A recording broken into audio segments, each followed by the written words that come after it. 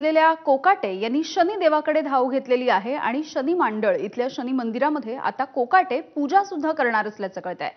विरोधकांच्या आरोपांच्या 7.5 पासून सुटका करून घेण्यासाठी आता कोकाटे हे शनीची पूजा करणार आहेत। नंदुरबारमध्ये राज्याचे कृषी मंत्री आणि जिल्ह्याचे पालकमंत्री माणिकराव कोकाटे हे दौऱ्यावरती होते। देशामधील एकमेव शनिदेवाचे 7.5 मुक्त स्थान म्हणून प्रसिद्ध असलेल्या शनी मांडळ इथल्या शनी मंदिरामध्ये जाऊन ते दर्शन घेत आहेत आणि पूजा सुद्धा करणार आहेत। गेल्या अनेक दिवसांपासून सुरू असलेली विरोधकांच्या आरोपांची 7.5 या सगळ्यापासून मुक्त होण्यासाठी मुक्ती मिळवण्यासाठी कोकाटे यांनी शनिदेवाचं दर्शन घेतलंय।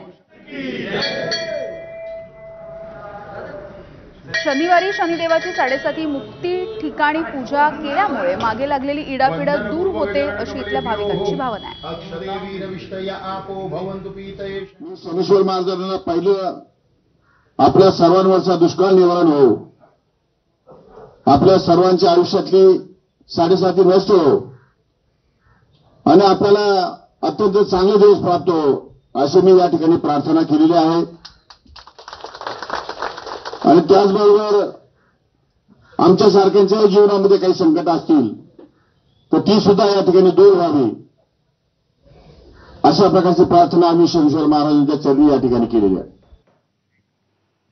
तर अशा काळामध्ये परमेश्वराचा धावा करत असतात, त्यामुळे कदाचित ते तिथे गेले असावेत असा टोला शरद पवार यांच्या राष्ट्रवादीचे प्रदेशाध्यक्ष शशिकांत शिंदे यांनी लगावला। शेवटी त्यांनी परमेश्वराकडे, आता ह्या सरकारमधले अनेक मंत्री परमेश्वराचा धावा करतायत। काही लोकांना मंत्रिपद पाहिजे ते त्या ठिकाणी मंत्रिपद पाहिजे ते त्याप्रमाणे परमेश्वराचा आणि वेगवेगळ्या पूजा करतायत। काही लोक मंत्रिपद टिकवण्यासाठी पूजा करतायत आणि काही लोक आपल्या वेगवेगळ्या प्रकारच्या असलेल्या पूजा अर्चातून आपलं स्थान बळकट करण्याचा प्रयत्न होतोय। हे खरं म्हटलं तर अशा पद्धतीची परिस्थिती या महाराष्ट्रामध्ये रोज आम्ही पाहतो। तर नंदुरबार जिल्ह्यामधल्या शनी मांडळ इथल्या शनी मंदिराच्या परिसरामधून आढावा घेतलाय आमच्या प्रतिनिधींनी। देशातील एकमेव शनीचं 7.5 मुक्तीपीठ म्हणून शनी मांडळची ओळख आहे।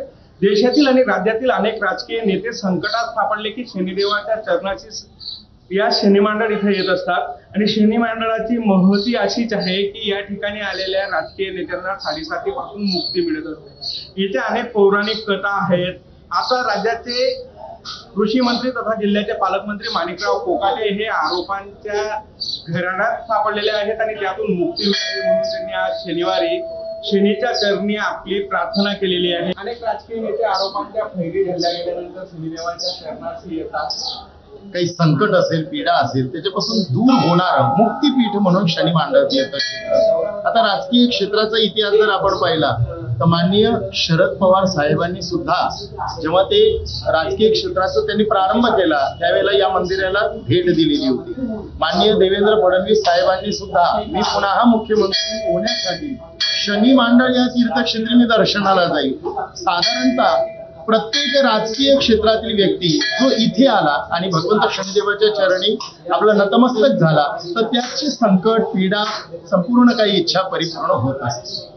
या मंदिरात माणिकराव कोकाटेंनी हजेरी लावलेली आहे। एकूणच आपल्या मागे सुरू असलेली विरोधकांची 7.5 दूर व्हावी अशीच अपेक्षा आणि प्रार्थना त्यांनी शनिदेवाकडे केली असावी। विकेश पाटील, एबीपी माझा, शनी मांडळ, नंदुरबार।